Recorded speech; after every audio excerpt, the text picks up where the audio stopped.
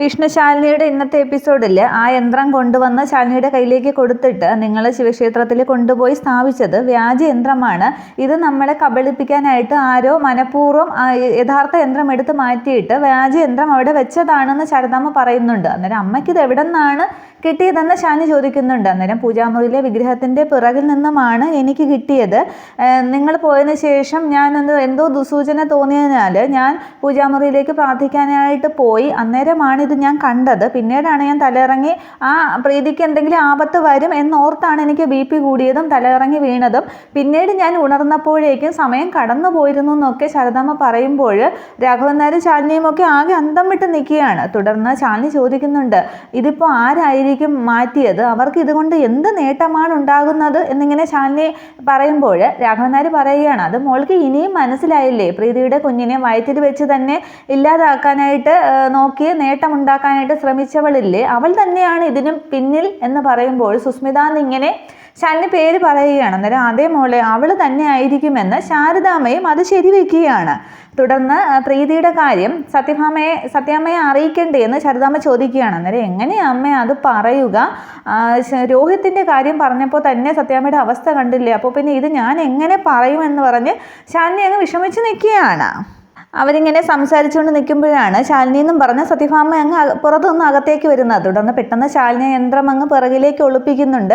രാഘവൻ നായർ കണ്ണീരൊക്കെ തുടച്ചിട്ട് സത്യഭാമയ്ക്ക് മുഖം കൊടുക്കാതെ ഇരിക്കുകയാണ്. അന്നേരം പ്രീതിയെ വിളിച്ചോ, ഞാൻ വിളിച്ചിട്ട് കിട്ടുന്നില്ല എന്നും പറഞ്ഞ് സത്യഭാമ ശാലിനിയോട് തിരക്കുകയാണ്. അന്നേരം ഞാൻ വിളിച്ചിരുന്നു പക്ഷെ കിട്ടിയില്ല, അവിടെ എന്തോ സിഗ്നൽ പ്രോബ്ലം ഉണ്ടെന്ന് തോന്നുന്നു എന്ന് ശാലിനി പറയുകയാണ്. അന്നേരം അതുവരെ സങ്കടം അങ്ങ് കടിച്ചമർത്തിയിരുന്ന രാഘവൻ നായർക്ക് പെട്ടെന്ന് അങ്ങ് വിങ്ങി പൊട്ടുകയാണ്. പക്ഷേ ശബ്ദം പുറത്ത് വരാതിരിക്കാനായിട്ട് രാഘവൻ നായർ അങ്ങ് പൊത്തുന്നുണ്ട്. അന്നേരം എന്താ രാഘവേട്ട, എല്ലാവരും എന്താ ഇങ്ങനെ നിൽക്കുന്നത് എന്ന് ചോദിച്ചിട്ട് സത്യഭാമ തന്നെ അങ്ങ് പറയുന്നുണ്ട്, രോഹിത്തിൻ്റെ കാര്യം ആലോചിച്ചിട്ടാണോ, രോഹിത്തിനെ എന്തായാലും വിഷ്ണു കൊണ്ടുവരും, ഒപ്പം പോയവരെ എല്ലാവരെയും എൻ്റെ മകൻ തിരിച്ചു കൊണ്ടുവരും, അവൻ സത്യഭാമയുടെ മകനല്ലേ എന്നൊക്കെ അങ്ങ് ഭാമ പറയുകയാണ്. അന്നേരം അങ്ങ് സങ്കടം കടിച്ചമർത്തുകയാണ് ശാലിനിയും രാഘവൻ നായരും ശാരദാമ്മയും ഒക്കെ. തുടർന്ന് മരുന്ന് കഴിച്ചോ, ഞാൻ എടുത്ത് തരാമെന്നും പറഞ്ഞ് രാഘവൻ നായരെ വീൽചെയറും തള്ളിക്കൊണ്ട് ഭാമ അങ്ങ് അകത്തേക്ക് പോവുകയാണ്. തുടർന്ന് ഇനി ഇത് എന്ത് ചെയ്യും അമ്മയെന്നും പറഞ്ഞ് ശാലിനി ഇങ്ങനെ യന്ത്രം ഉയർത്തി പിടിച്ചുകൊണ്ട് നിൽക്കുമ്പോഴാണ് മോളിൽ നിന്ന് സുസ്മിത താഴേക്ക് ഇറങ്ങി വരാനായിട്ട് പോകുന്നത്. അന്നേരം യന്ത്രമോ ഇത് കണ്ടുപിടിച്ചോ എന്നും പറഞ്ഞ് സുസ്മിത അവിടെ തന്നെ നിൽക്കുകയാണ്. തുടർന്ന് ശാരദാമ്മ പറയുന്നുണ്ട്, ഇത് പഞ്ചകൈലാസത്തിലെ ശിവക്ഷേത്രത്തിൽ തന്നെ സ്ഥാപിക്കണം, എങ്കിലേ പ്രീതിയുടെ ജീവനുള്ള ആപത്ത് മാറുകയുള്ളൂ, ഇത് അവിടെ തന്നെ സ്ഥാപിക്കണം, അമ്മ കൊണ്ടുപോകാമെന്ന് പറയുകയാണ്. അന്നേരം അമ്മ ഒറ്റയ്ക്കോ എന്ന് ചോദിക്കുമ്പോൾ നമ്മുടെ പ്രീതിയുടെ ജീവന് വേണ്ടിയല്ലേ, ഒരു കുഞ്ഞ് അനാഥയാവാൻ പാടില്ല, ഞാൻ കൊണ്ടുപോകാമെന്ന് പറഞ്ഞ് അത് ശാലിനിയുടെ കയ്യിൽ നിന്നും വാങ്ങി ശാരദാമ്മയും കൊണ്ടുപോവുകയാണ്. അന്നേരം ഇതൊക്കെ കണ്ടുകൊണ്ട് സുസ്മിത മുകളിൽ നിൽക്കുകയാണ്. എന്നിട്ട് നിങ്ങളെ കൊണ്ട് യന്ത്രം ഞാൻ സ്ഥാപിച്ച് തരിയിക്കാൻ ശാരദാമ്മയെന്ന് പറഞ്ഞിട്ട് സുസ്മിത താഴേക്ക് ഇറങ്ങി വരാതെ തിരികെ അങ്ങ് റൂമിലേക്ക് പോവുകയാണ്. തുടർന്ന് കാണിക്കുന്നത് സത്യഭാമയുടെ വീട്ടിലെ ഹാളിൽ സെറ്റിയിൽ സുസ്മിത അങ്ങ് കരഞ്ഞ് വിഷമിച്ചിരിക്കുകയാണ്. അന്നേരം സരള വെള്ളവുമായിട്ട് നിൽക്കുകയാണ്. മോളെ ഇതെങ്കിലും കുടിക്കുമെന്ന് പറയുമ്പോൾ അമ്മ ഒന്ന് പോകുന്നുണ്ടോ, ഒന്ന് ചുമ്മാതിരിക്കുക എന്നൊക്കെ പറഞ്ഞ് സരള വഴക്ക് പറയുകയാണ്. ഈ സമയത്ത് രാഘവൻ നായരെ വീൽചെയറിൽ തള്ളിക്കൊണ്ട് ഭാമ വരികയാണ്.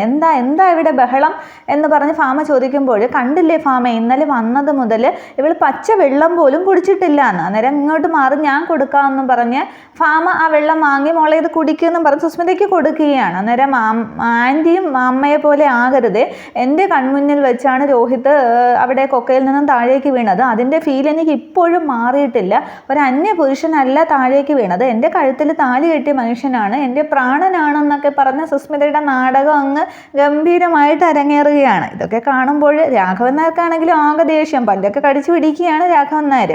തുടർന്ന് ആൻറ്റി എങ്കിലും എന്നെ ഒന്ന് മനസ്സിലാക്കണം എന്ന് പറഞ്ഞ് സുസ്മിത അങ്ങ് കരയുകയാണ്. തുടർന്ന് ഭാമ പറയുന്നുണ്ട്, ആൻറ്റിക്ക് മോളെ മനസ്സിലാവും, മോള് സമാധാനിക്ക്, വിഷ്ണു രോഹിത്തിനെ കൊണ്ടുവരും എന്ന് പറയുകയാണ്. അന്നേരം സുസ്മിത മനസ്സിൽ കരുതുകയാണ്, കൊണ്ടുവരുന്നത് എനിക്കൊന്ന് കാണണം, വിഷ്ണുവേട്ടൻ ഇപ്പോൾ വരും, പട്ടി ചന്തയ്ക്ക് പോയതുപോലെ എന്നൊക്കെ സുസ്മിത അന്നേരം മനസ്സിൽ പറയുകയാണ്. രാഘവൻ നായർ അങ്ങ് കടിച്ചു പിടിക്കുകയാണ് സുസ്മിതയുടെ ഈ കള്ള നാടകം കണ്ടിട്ട്. ഈ സമയത്ത് വിഷ്ണു ബൈക്കിൽ തിരികെ എത്തുകയാണ് ഭാമയുടെ വീട്ടിലേക്ക്. തുടർന്ന് ഈ വെള്ളമെങ്കിലും കുടിക്കും മോളെ, ആൻറ്റി അല്ലേ പറയുന്നതെന്ന് പറഞ്ഞ് ഫാമ ഇങ്ങനെ വെള്ളം നീട്ടുകയാണ്. അന്നേരം സുസ്മിത ഒന്ന് ആശ്വസിക്കുന്നതൊക്കെ കാണിച്ചിട്ട് രക്ഷപ്പെട്ടു, ദാഹിച്ച് തൊണ്ടയാണെങ്കിൽ അങ്ങ് വരണ്ടിരിക്കുകയായിരുന്നു, വാങ്ങിച്ച് കുടിക്കാമെന്നും പറഞ്ഞ് ആ വെള്ളം ഇങ്ങനെ വാങ്ങിക്കാനായിട്ട് തുടങ്ങുമ്പോൾ രാഘവൻ നായർ ഇടയ്ക്ക് കയറുകയാണ്. രാഘവൻ നായർ പറയുകയാണ്, വേണ്ട ഫാമേ, ഭർത്താവ് കൊക്കയിൽ വീണ് വിഷമിച്ചിരിക്കുമ്പോൾ അവൾക്ക് ജലപാനം കുടിക്കാൻ പറ്റില്ലെന്ന് പറഞ്ഞില്ലേ, നിർബന്ധിക്കണ്ടെന്ന് പറയുകയാണ്. അന്നേരം സുസ്മിത മനസ്സിൽ കരുതുകയാണ്, ഇയാളെയും കൂടി കൊണ്ടുപോകേണ്ടതായിരുന്നു പഞ്ചകൈലാസത്തിലേക്കെന്ന്.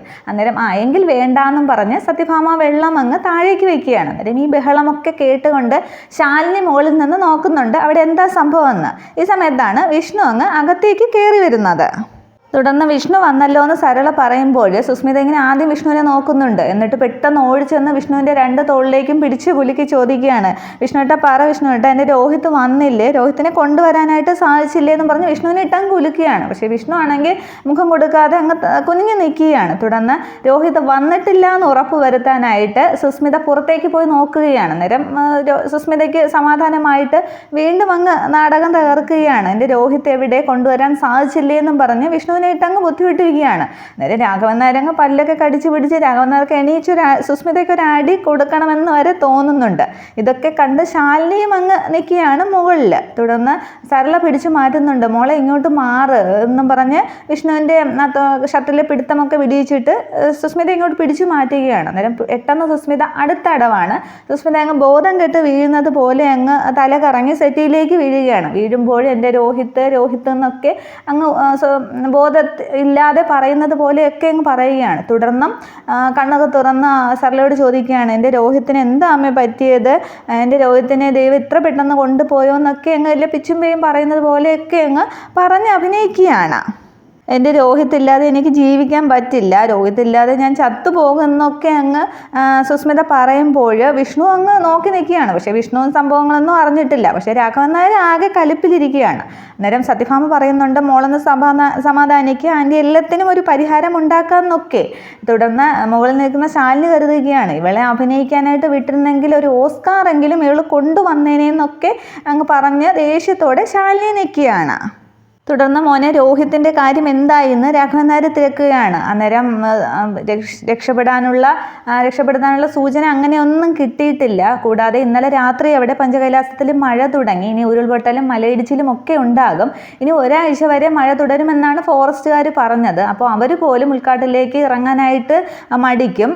അതുകൊണ്ട് പ്രവർത്തനം നിർത്തിവെച്ചിരിക്കുകയാണ് എന്നിങ്ങനെ വിഷ്ണു പറയുകയാണ്. അന്നേരം സുസ്മിതയ്ക്ക് ആശ്വാസമാവുകയാണ്. അപ്പോൾ ഞാൻ പ്ലാൻ ചെയ്തതുപോലെ തന്നെ അവൻ മണ്ണിനടിയിലായി എന്ന് മനസ്സിലിങ്ങനെ പറഞ്ഞിട്ട് നെഞ്ചത്തടിച്ചൊക്കെ കരയുകയാണ്. എൻ്റെ രോഹിത്ത് പോയി എന്നൊക്കെ പറഞ്ഞ് സരളയുടെ മടിയിലേക്ക് കിടന്നങ്ങ് സുസ്മിത കരയുന്നുണ്ട്.